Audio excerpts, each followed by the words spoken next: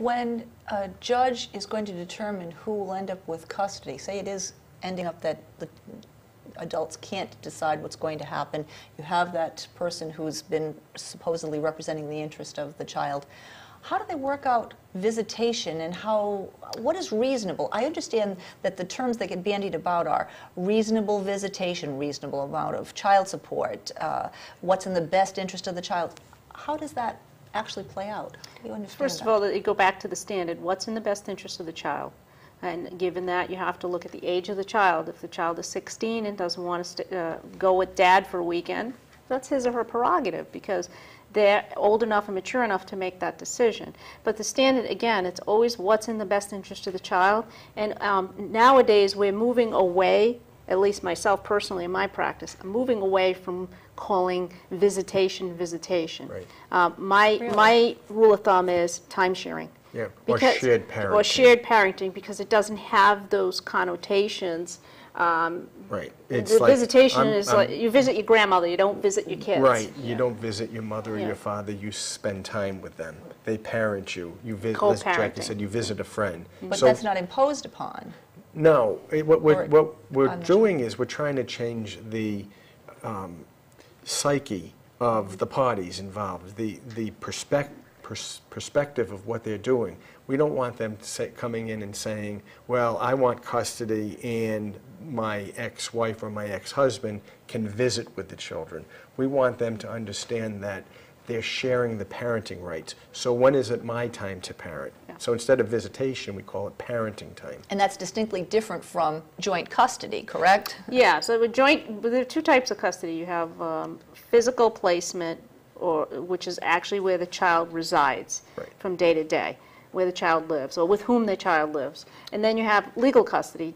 Joint custody in the general term, in the legal sense, is both parents being able to participate in all the major life decisions for the child or children, health, education, where they're going to go to religious school, religion, those types of things. So that's called joint custody in Rhode Island. Massachusetts, similar, but we differentiate between legal and physical, so we'll call joint legal custody, placement with mom or dad. And in Rhode Island, joint physical custody is more commonly called shared custody. Yes. Because you're sharing the actual physical placement back and forth. And if, in those scenarios, how does that impact on child support? Okay, just put it simply. If both, let's put the easiest example on the table. If both parents make the exact same amount of money, then child support will pretty much offset one another. Doesn't mean that they're not responsible to pay for anything for the child, because the parents still need to share all of the other expenses for the child. If one parent makes more than the other parent, and they have shared custody or split custody where one lives with one lives with the other, the easiest way of explaining it is you take two sets of child support guidelines. One if dad was paying mom, the other if mom was paying dad, and you look at the numbers. So if it comes out that dad should be paying $200 a week, mom should be paying $100 a week, you subtract the 100 from the 200, and dad has to pay mom the difference, because if the child doesn't get any form of support, then it's not in the best interest of the child. And we sort of jumped in the middle of all this, so let's go back to a little basics on child support. What is child support? The question you asked, which was a great question, but it put us in the middle because child support also is developed historically, as we talked about custody developing historically. When we talked about custody at the beginning, we talked about placement and joint legal custody as being two different types of things. Back in 1983 and before that, there was a presumption that a child belonged with mom. So mom had custody and dad, as we talked about, had visitation. And back then, child support was based on the needs of the child and the ability of each parent to pay or meet those needs. So Rhode Island had in 1983 guidelines, or I should say income and expense sheets, which we still use, DR 6A and B. And what would happen is each parent would fill those out. The court would look at it to try to determine what the actual needs of the child was, what the father usually, his ability to pay child support was, and that would be the child support order. It was too arbitrary back then. It was arbitrary in the sense subjective, that too. some judges would let you deduct the cost for cigarettes, say, yeah. and other judges, well, cigarettes, let's take that off, that can go to child support. There was not a consistency to the order from judge to judge, never mind court to court. So, and Jackie can give the history of this. As time developed, we went to a guideline system, and talk a little bit about how that developed. And That guideline system was developed actually through federal legislation. Because there was such a problem in collecting child support, there had to be some standards in place in which to enforce a child support order. So the federal system established a child support enforcement agency, and it was established through Title IV of the Social Security Act sometime in 1998, I think. And basically what that did is it gave the states the authority to set up child support enforcement agencies in each of their state, so that they each have an ability to collect child support, enforce the orders, and implement any other modifications. The child support enforcement can enforce a medical support order. They can track a missing parent. They can determine parentage or file paternity case, request genetic marker testing. It's gotten into a Right. very, very... And what's interesting about that a little bit is family court, divorce, child custody, child support is really state law driven. Federal court, federal state court, I mean, federal court has nothing to do with it. Federal law, until this act, these acts began to be promulgated, had nothing to do with what the state could do to control its own divorce laws.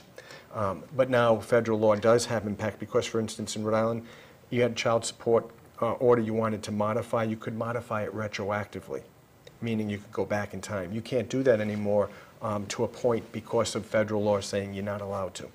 Well, you bring up another question, and that is modification. I assume that with the economy as it is today, you have people with fewer hours, job reduction, job loss, and they can't, even if they wanted to, make that payment. So I'm assuming that there's a process by which one, both can have that payment or that whole schedule reviewed. How does that process take place? What happens? A non-custodial parent can go in and modify a child support order provided there's a substantial change of circumstances. If they're making $10 less a week, the court's not going to consider that a substantial change of circumstance. If they're making $100 less a week, that's a substantial change of circumstance. And it's not just based on money either, because if a parent is now enduring expensive medical procedures or extensive surgical, they have to go into the hospital, they'll be absent from work. So that's substantial change of circumstance. So it's not just based on the amount of money that comes in. In that case, if a parent has extraordinary medical expenses, the court can deduct that at its discretion. They can deduct that from the non-custodial parent's gross income. But the standard, again, is substantial change of circumstance. Also, if the custodial parent is seeking an increase, again, it's a substantial change of circumstance, because if the custodial parent is still making the same amount of money from the day of the divorce until the day of the modification hearing, and the other parent is still on the same salary, you're not going to get a change. But if the non-custodial parent is making significantly more money, then the custodial parent can then get an increase according to a modification. Well, continuing with that, suppose the parent who has custody, physical custody of the child, needs to take a second job or change that job circumstance so that the child has to go into child care. That person may be making more money because they need to or whatever, but they also have additional expense, namely the cost of child care. What happens in that situation? Child care in Rhode Island is an expense that's included on the worksheet that you fill out for child support. So you take, just to give you an idea of how it works, you take the non-custodial parent's monthly income and whatever deductions that Jackie just described. If there's extraordinary medical expenses, health care, insurance could be deducted, pre-existing child support orders, if there are those are certain deductions you might have. Then you take the custodial parent's gross monthly income with the same deductions, and you come down to a total income between both parents. You then go to a guideline, and you look at the guideline, and it tells you what the monthly need of the child is based on numbers that have been developed over the years. That number is plugged in, and each parent would be responsible for their percentage of income of that total amount.